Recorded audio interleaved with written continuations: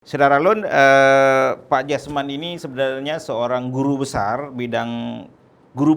marketing dari Fakultas Ekonomi Universitas Syekh Kuala, Ekonomi dan Bisnis, Pak ya. Yang saat ini diperbantukan sebagai rektor Universitas Tuku Umar Melabu. Banyak hal yang ditoreh oleh Pak Jasman, salah satunya tadi adalah berhasil keluar sebagai juara pertama IKU untuk tingkat nasional. Dan salah satu yang sedang digalakkan oleh UTU sekarang adalah memperkuat hilirisasi produk melalui agro dan marine industry.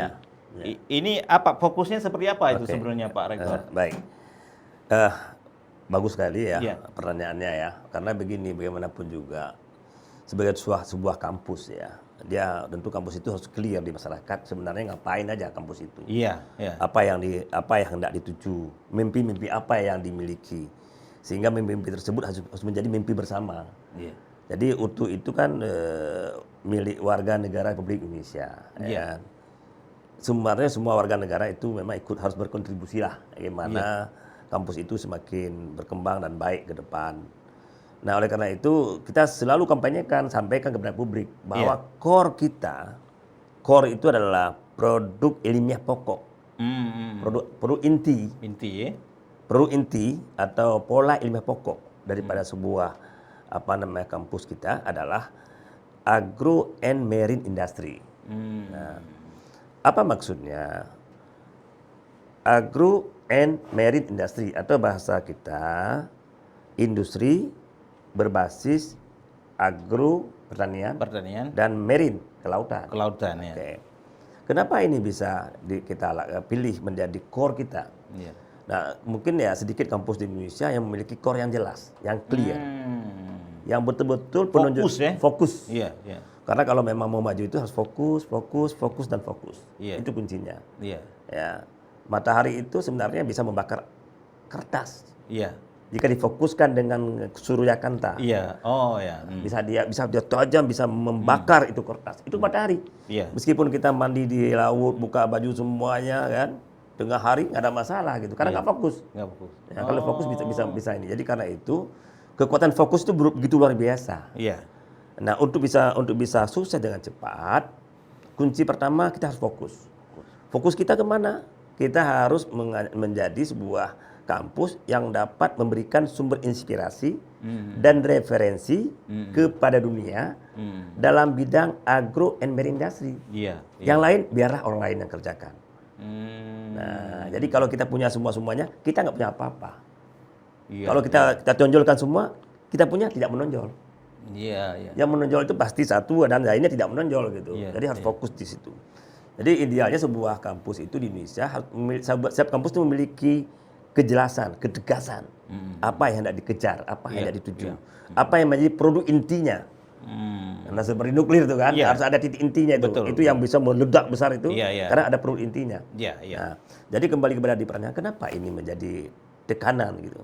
Saya sedikit ya, mungkin waktu sebentar saya ingin ceritakan sejarah. Silakan, sejarah. Ketika tahun 1983, Bapak Ibrahim Hasan pidato di Luk Semawe. Kata beliau bahwa hari ini kita berada di kota petrodolar. Kaya raya, perusahaan banyak, melimpah. Kan? Sumber daya alamnya. Tapi ini, ya kan, kalau kita nggak tangani dengan baik, nanti bisa habis ini semua, kita akan jatuh miskin. Oleh karena itu, kelolain dengan baik. Hari ini kita berada di sini. Kalau tahun abad 15-an kita berada di Aceh Besar. Di sana ada Sultan Istana Muda yang hebat sekali kerajaannya, kaya luar biasa. Dan ini masa lalu, sekarang masa ada di Aceh Utara. Nah, ke depan bisa saja masa itu bisa saja berbeda lokasinya. Mungkin bisa ke barat selatan.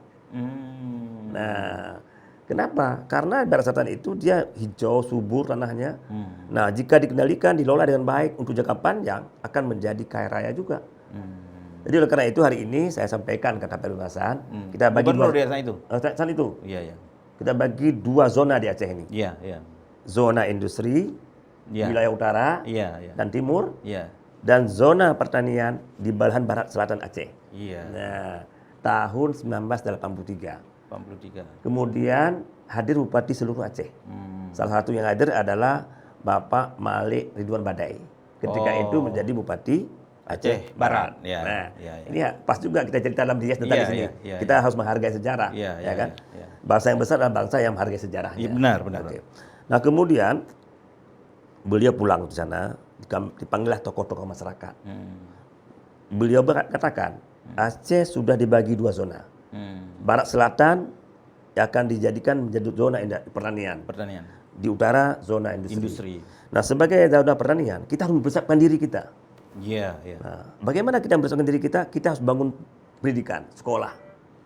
Nah, ketika itu dibentuklah Yayasan Tengku Dirundeng namanya.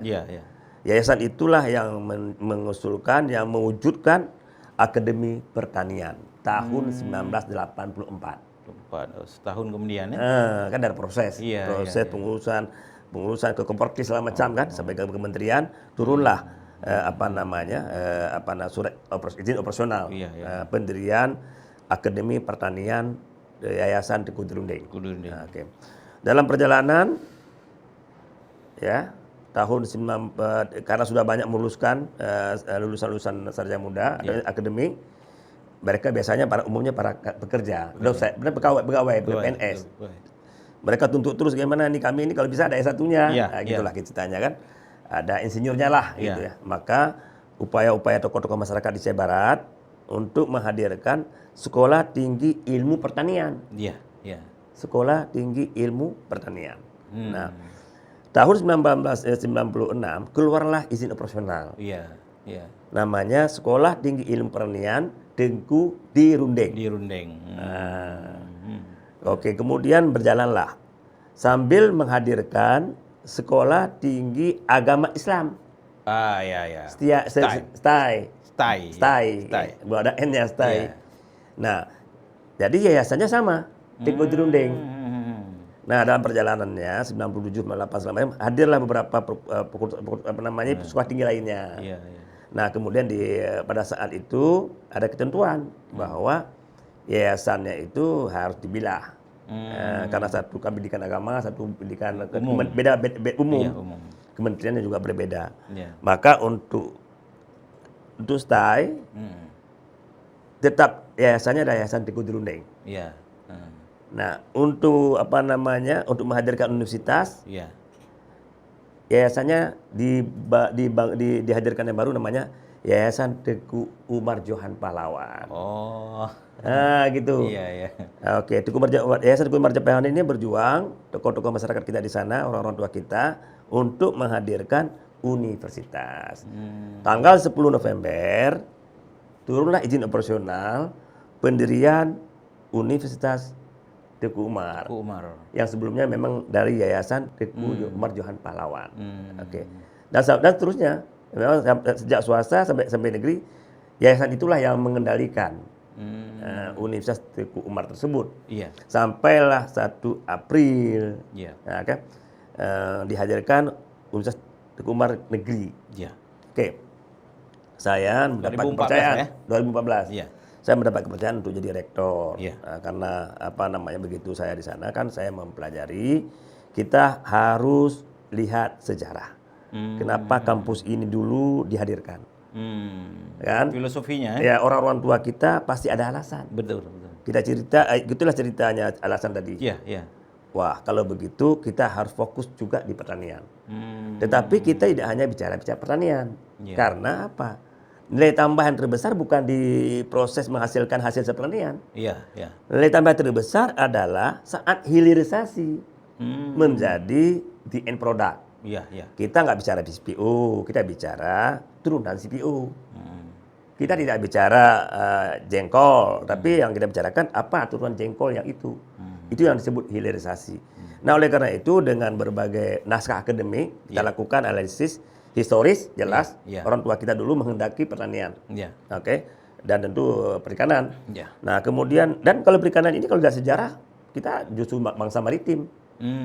Kalau lihat pertanian, Sultan Iskandar Muda, Iya. kaya raya, basisnya pertanian. Pertanian, iya, Ya, mereka. Nah, kenapa kita dijajah Belanda?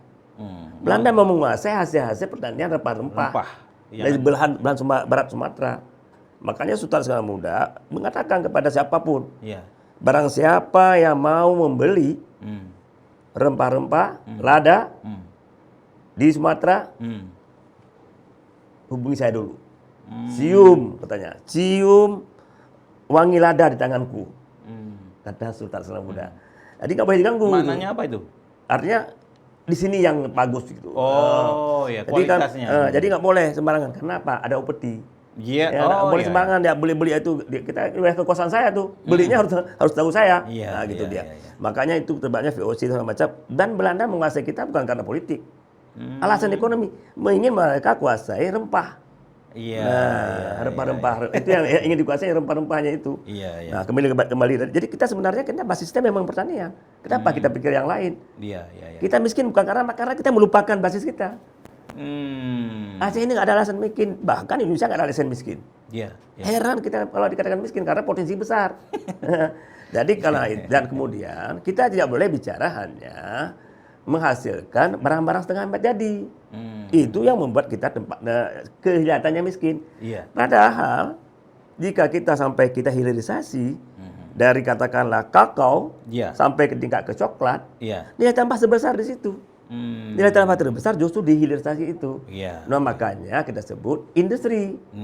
Nah, banyak kampus-kampus di Indonesia juga ada beberapa mengatakan dia adalah kampus yang berbasis pertanian. Itu nggak cukup. Cukupnya di mana? Dia harus di industri gitu. Begitu industri, baru kita tarik benang. Itu sebelum sampai ke industri itu ada pasar. Pasar itu kan harus ada potensinya. Nah, apapun yang dihasilkan disesuaikan dengan kebutuhan pasar. Nah, kebutuhan pasar berbasis apa? Nah, di industri. Di industri itu bahan bakunya apa? Kekuatan kita di mana? Kekuatan kita di hasil pertanian. Nah, apa yang kita bisa olah? Nah, kita di sana sekarang kan ada IBT, Pak. Inkubator Bisnis Teknologi. Nah, sekarang kita sana ada kafe. Khusus kafe itu menyediakan yang berkaitan dengan kelor. Oh, kelor ya. Kalau teh kelor ada. Ada kelor latte ada. Kelor landa ada. Kelor landa itu ada dicampurkan. Kalau latte itu di susu, kelor dengan susu. Nah, sebenarnya semua bisa dikaitkan dengan kelor. Karena kelor itu, nutrisinya nomor 1. Yang disebut dengan pohon ajaib itu adalah kelor. Nggak ada lagi yang lebih ajaib kelor. Dan dunia tidak hebat daun kelor. Tidak sekecil daun kelor. Tidak sebesar maksudnya. Lebih besar dunia dengan daun kelor. Iya. Jadi itu yang kita lihat bahwa kajian-kajian dunia juga. Nanti Mbak Mukari kalau ada waktu kita mampirlah di kafe kelor. Insya Allah. Iya. Jadi itu namanya tadi itu namanya hilirisasi itu. Iya. Nah, gitu ya. Saudara Alun memang menarik ya apa yang disampaikan oleh Pak Jasman. Bisa kita tangkap bahwa memang lulusan dari Teguh Umar ini tidak dipersiapkan untuk pegawai negeri, tidak hanya itu, tetapi bisa berusaha sendiri, Pak ya. Mengolah hasil yang pertanian tadi. Iya. Dan itu sudah terbukti, Pak, lulusannya. Ya, itu yang kita coba dorong terus, ya kan. Karena mahasiswa ini perlu ada dorongan karena juga kita selalu melaksanakan kompetisi yang berhubungan dengan agro industri. Iya. Nah, nanti kita jelaskan lagi mengenai bagaimana kompetisi itu kita laksanakan. Iya.